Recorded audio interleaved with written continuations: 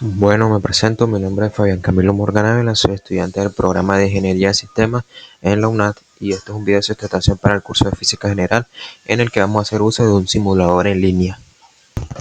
Bueno, como el anuncio nos dice, vamos a trabajar con dos variantes de simulación del movimiento rectilíneo. Para las dos primeras los valores que van a ser iguales va a ser la posición inicial, que va a ser 0, y la velocidad inicial, que va a ser el último dígito de nuestro número de identificación, y le agregamos un decimal cualquiera. La aceleración para la primera simulación va a ser 0 y para el segundo va a ser distinta de 0. Vamos a empezar haciendo la simulación donde la aceleración es igual a 0. Le damos en arrancar, vemos que se van tomando los datos, esperamos que termine la simulación.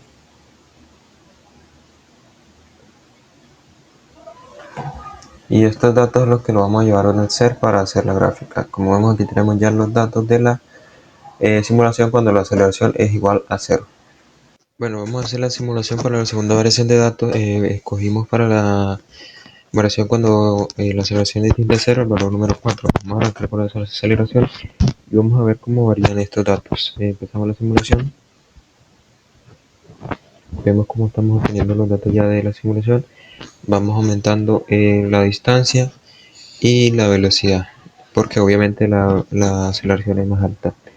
Tenemos los datos y estos datos, como en el caso anterior, son los que vamos a plasmar en las tablas de Excel. Bueno, estamos analizando los datos recopilados de la primera simulación. Tenemos un tiempo de 11 segundos que va de 0 a 10, la distancia que se recorre a partir de la velocidad que hemos definido previamente en la introducción. Obviamente la aceleración, como dijimos, iba a ser igual a 0. Vemos cómo la distancia va variando dependiendo del valor de la velocidad. Vemos que aquí se va duplicando prácticamente o se le va agregando este valor a la medida que va pasando el segundo, porque no hay como ese plus de la aceleración debido a que es 0. Entonces lo comparamos con los valores de la segunda simulación, que tenemos el mismo intervalo de tiempo. Vemos que la distancia que se recorre ya está es un número una serie de números más elevados. La velocidad también, porque tenemos esta vez sí la distancia que es, la aceleración que es distinta de 0. Entonces esto va a influir en la velocidad, que al haber más velocidad obviamente se va a recorrer más distancia en ese intervalo de tiempo. Bueno, empezamos hallando la gráfica de la posición en función del tiempo. Vemos la gráfica que ya la tenemos hecha. Como podemos ver, una gráfica que se referencia al movimiento rectilíneo uniforme, una línea ascendente. La línea de tendencia va a ser idéntica a esta, entonces por eso no se ve, aunque ya está aplicada, y tenemos la ecuación de esta gráfica. Aplicamos ahora la gráfica de la velocidad en función del tiempo. Aquí tenemos la gráfica, como la anteriormente, ya está aplicada la línea de tendencia y vemos su respectiva ecuación. Ahora vamos a aplicar la gráfica de la aceleración en función del tiempo. Insertamos la gráfico de dispersión, vemos que va a ser 0 obviamente, porque pues la aceleración es 0. Aplicamos la línea de tendencia, que no se va a ver realmente, aquí está aplicada, y la ecuación en el gráfico va a ser igual a 0 obviamente, porque pues ya está representado en los valores que vimos al inicio de la introducción. Bueno, vamos a empezar haciendo la gráfica de la segunda simulación. Como hicimos en el ejemplo anterior, vamos a empezar haciendo la de la posición en función del tiempo.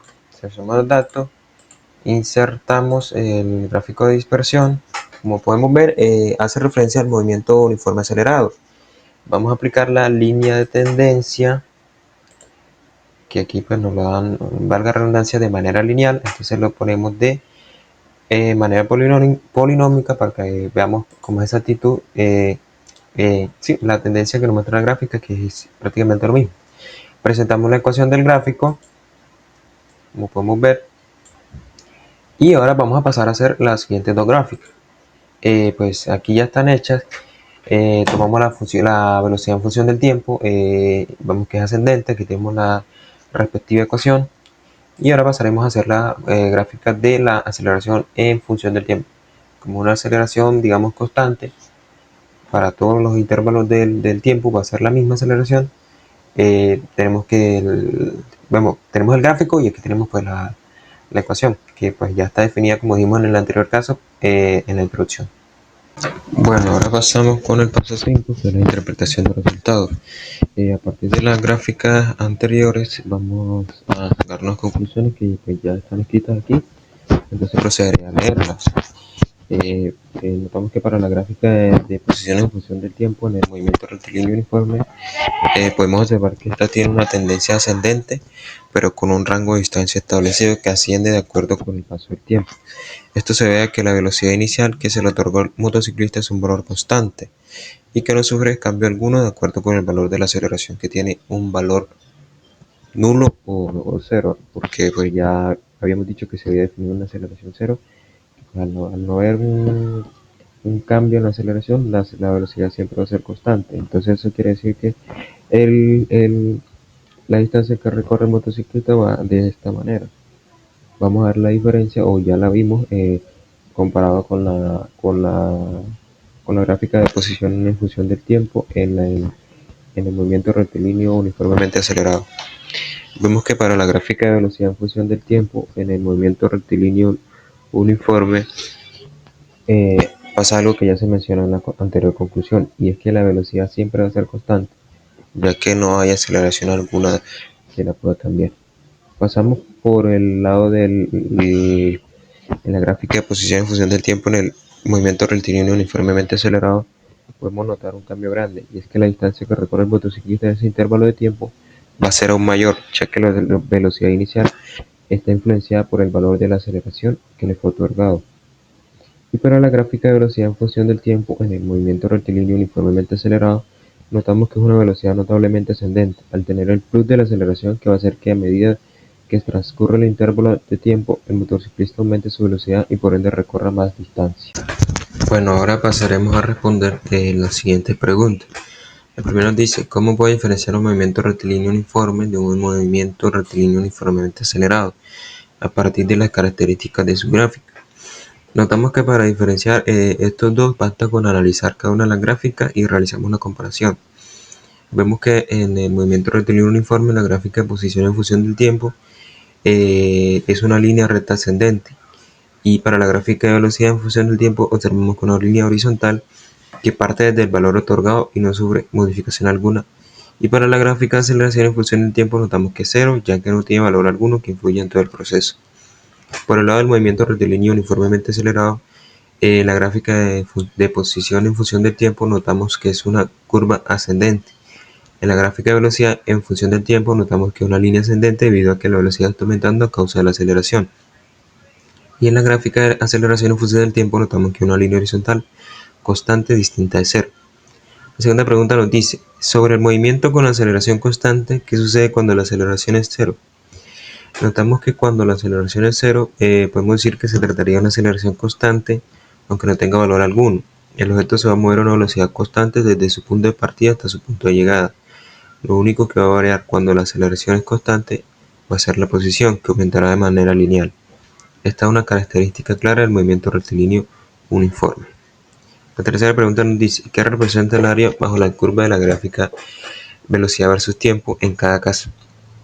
Notamos que para ambos casos el área bajo la curva representa la distancia que recorrieron los motociclistas, o en otras palabras, el desplazamiento que tuvieron en cada simulación.